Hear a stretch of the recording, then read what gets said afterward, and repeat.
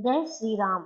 इस वीडियो में आप सुनेंगे मार्गशीर्ष मास के उत्पन्ना एकादशी का माहात्म्य।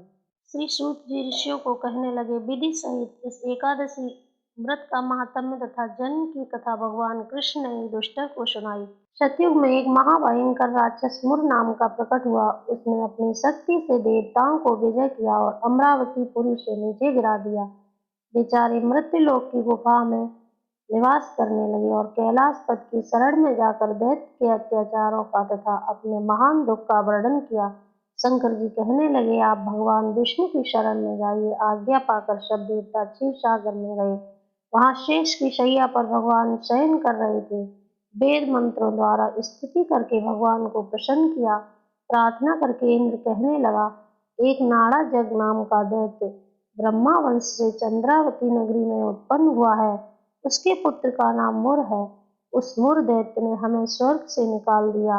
आप ही सूर्य बनकर जल का आकर्षण करता है। आप ही मेघ बनकर जल बरसाता है।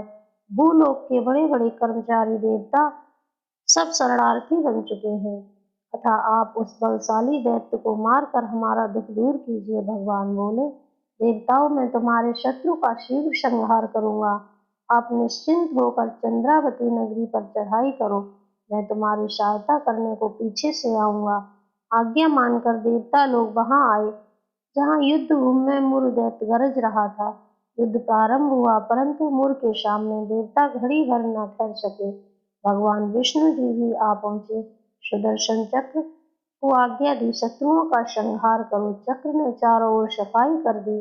एक मुर दैत्य का सिर न काट सका और न गदा उसकी गर्दन तोड़ सकी। भगवान ने सारंग धनुष हाथ में लिया। बाणों द्वारा युद्ध प्रारंभ हुआ, परंतु शत्रु को मार न सके। अंत में कुश्ती करने लगे। हजारों वर्ष व्यतीत हो गए, परंतु प्रभु का दाव बंद एक न सफल हुआ। मुर दैत्य पर्वत के समान कठोर था। प्रभु का शरीर कमल के समान कोमल था। थक गए मन में विश्राम की इच्छा उत्पन्न हुई। शत्रु को पीठ दिखाकर भाग चले। आपकी विश्राम भूमि बद्रिकाश्रम थी। वहां एक गुफा 12 योजन की थी।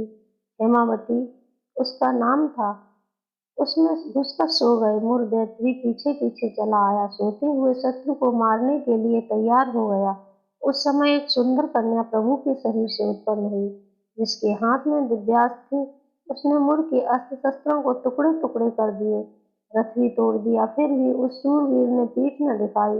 कुश्ती करने को कन्या के समीप आया। कन्या ने धक्का मारकर गिरा दिया और कहा, यह मल्ल युद्ध का फल है। जब उठा तो उसका सिर काटकर कहा, यह हठ योग का फल है। मुर की सेना पाताल को भाग गई। भगवान निद्रा से जागे तो कन्या बोली, यह दैत्य आपको मारने की इच्छा करके आया था। मैंने आपके शरीर से उत्पन्न होकर इसका वध किया। भगवान बोले, तुमने सब देवताओं की रक्षा की है। मैं तुम पर प्रसन्न हूँ, वरदान देने को तैयार हूँ। जो कुछ भी मन में इच्छा हो प्रकट मांग लो। कन्या बोली, जो मनुष्य मेरा व्रत करे उनके घर में दूध पुत्र धन का विकास रहे, अंत में वो आपके लोक को प्राप्त करे। भगवान बोले, तू एकादशी तिथि को उत्पन्न हुई है, इस कारण तेरा नाम एकादशी प्रसिद्ध हुआ। जो श्रद्धा भक्ति से तेरा व्रत करे उनको सब तीर्थों का स्नान का फल मिलेगा। घोर पापों से उद्धार करने वाला तेरा व्रत होगा। ऐसा कहकर भगवान अंतर ध्यान हो गए। पतित पावनी विश्व तारिणी का जन्म मार्गशीर्ष मास के कृष्ण पक्ष में हुआ, इस कारण इसका नाम उत्पन्ना प्रसिद्ध हुआ। इस दिन भगवान विष्णु का पूजन व सेवा करनी चाहिए। इस दिन गुड़ और बादाम का सागर होता है। जय श्री